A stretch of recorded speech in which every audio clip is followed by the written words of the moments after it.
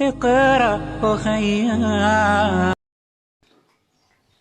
الحمد لله وكفى والصلاة والسلام على عباده الذين اصطفى أما بعد فأعوذ بالله من الشيطان الرجيم بسم الله الرحمن الرحيم وما خلقت الجن والإنس إلا ليعبدون صدق الله العظيم. جہاں پر اللہ جل جلالہ نے انسان کے ساتھ فرشتوں کو مقرر کیا ہے تو اس کے ساتھ وہاں پر شیاطین اور جنات کو بھی مقرر کیا ہے. یہ جنات کیا چیز ہے؟ اس کے مختصر سے ایک تعریف هو جسم ناری یتشکل باشکال مختلفہ، کہ آگ سے بنا ہوا ایک جسم ہے جو مختلف مختلف شکلیں بدلتے رہتے ہیں. اب سوچنے کی بات ہے کہ جب یہ جنات کسی بدن میں آتے ہیں تو اس انسان کی کیا کیفیت ہوتی ہے.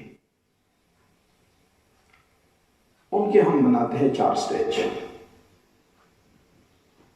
جب جنات کسی جسم کو ٹارگٹ بناتا ہے، اللہ جل جلالہ نے ان کو اتنی طاقت نہیں دی ہے کہ کسی جسم کو فوراً یہ آ کر اس پر بیٹھ جائے اور وہ آدمی فوراً گر جائے. اتنی طاقت اللہ جل جلالہ نے ان کو نہیں دی.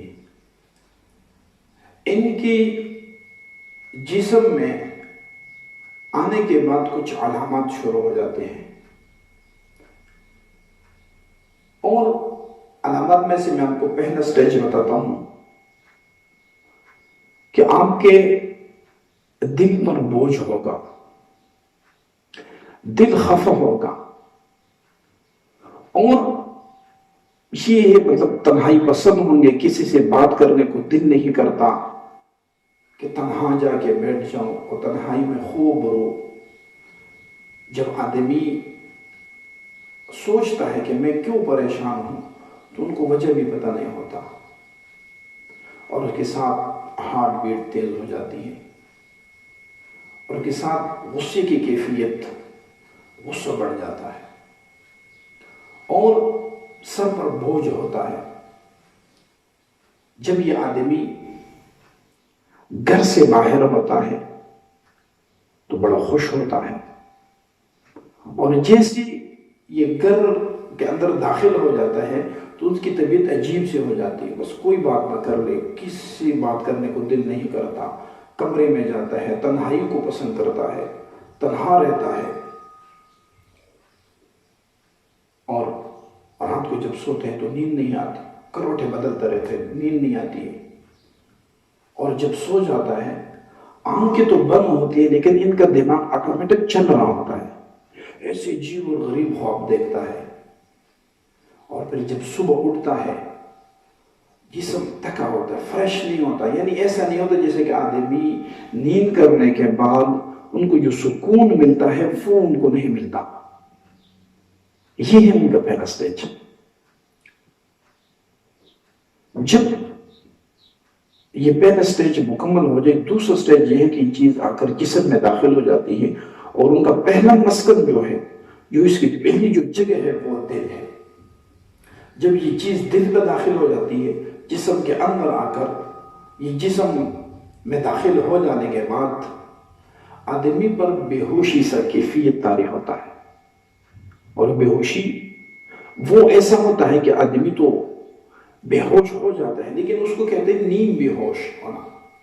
نیم بے ہوش ہونا، نیم بے ہوش ہونے کا مطلب یہ ہوتا ہے کہ وہ جو آپ کچھ کہہ رہے ہوتے ہیں وہ تو سن رہا ہوتا ہے، لیکن اس کے اندر اتنی ہمت نہیں ہوتی ہے کہ وہ آپ کو اپنے متعلق کچھ بتائے. یہ ان کا ہے دوسرا سٹیج. پہلے بھی جنات کا مسئلہ پہلے سٹیج میں، دوسرے بھی سٹیج بھی جنات کا مسئلہ ہے. تیسرے سٹیج میں یہ ہے کہ جب دل کے ساتھ ان دماغوں کو جب کنٹرول کرتا ہے تو پھر اس آدمی کو کچھ پتہ نہیں ہوتا.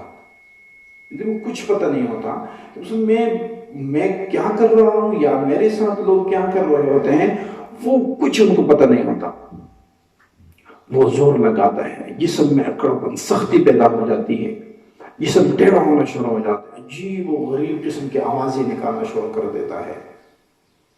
تو اس کو ہم جو عرفاً جنات کہتے ہیں کہ یعنی عام طور پر اس جنات کو، اس سٹیج کو ہر کوئی سمجھتا ہے کہ یہ جنات کا مسئلہ ہے، اب کسی کے پاس ان کو لے جائے اور ان کے ساتھ یہ دماغ میں رہ کر بھی چند اور شکل اختیار کر سکتا ہے. وہ یہ کہ آدمی عام انسان کے طرح کے علاوہ کھانا بہت زیادہ کھانا شروع کر دیتا ہے، بہت زیادہ کھاتا ہے. خوشحال سے ایک مریض تھا، میرے پاس آیا تو وہ ایک ٹائم میں 18 روٹیاں کھاتی تھی. 18 روٹیاں، ایک وقت 18 روٹی کھاتا تھا وہ. اور یا وہ آدمی مسلسل بولنا شروع کر دیتا ہے، بے کنٹرول ہو جاتے، بے اختیار ہو جاتا ہے. ان کو کچھ پتہ نہیں ہوتا کہ میں کیا کر رہا ہوں، کیا کہہ رہا ہوں، کیسے باتیں کر رہا ہوں، ان کو کچھ پتہ نہیں ہوتا. اور یا دماغ میں رہ کر اس آدمی کو ڈیمیج کا مسئلہ بھی ہو سکتا ہے کہ ان کو کچھ پتہ نہیں ہوتا، نہ یہ آدمی زندہ ہوتا ہے نہ مرا ہوا ہوتا ہے. یہ دنیا یہ زندگی اور موت کے کشمکش میں ہوتا ہے. اور اگر یہ چیز ان کاموں پر بھی یہ بس نہ کر دے تو بعض اوقات ایسا بھی ہو سکتا ہے کہ آدمی کو یعنی انسان کو جان سے مار دیتی ہے، یہ چیزیں جان سے ختم کر دیتی ہے. اب بہت سارے لوگ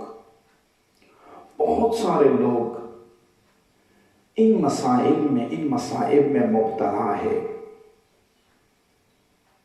اور اس کے حل کے لیے بہت سارے لوگوں کے پاس جاتے ہیں، بہت زیادہ پیسے خرچ کر دیتے ہیں، کیونکہ جب آدمی پریشان ہوتا ہے وہ سب کام کے لیے وہ تیار ہوتا ہے.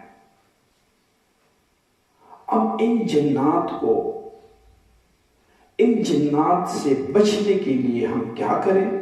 ہمارے پاس احتیاطی کیا تدابیر ہو سکتے ہیں؟ ہم کون سا وہ عمل اختیار کریں کہ ہم ان جنات کے شر سے اللہ پاک ہمارے حفاظت فرمائے؟ تو انشاءاللہ تعالی اگلے ویڈیو میں آپ کو ان کے متعلق ان کے حفاظتی عمل کے بارے میں بتاؤں گا. جب وہ آدمی حفاظتی عمل کرے گا انشاءاللہ تعالی اللہ جل جلالہ ان جنات کے شر سے اللہ پاک ان کی حفاظت فرمائیں گے. اللہ جل جلالہ سے دعا ہے کہ اللہ جل جلالہ ہمیں ان کے شر سے حفاظت فرمائے.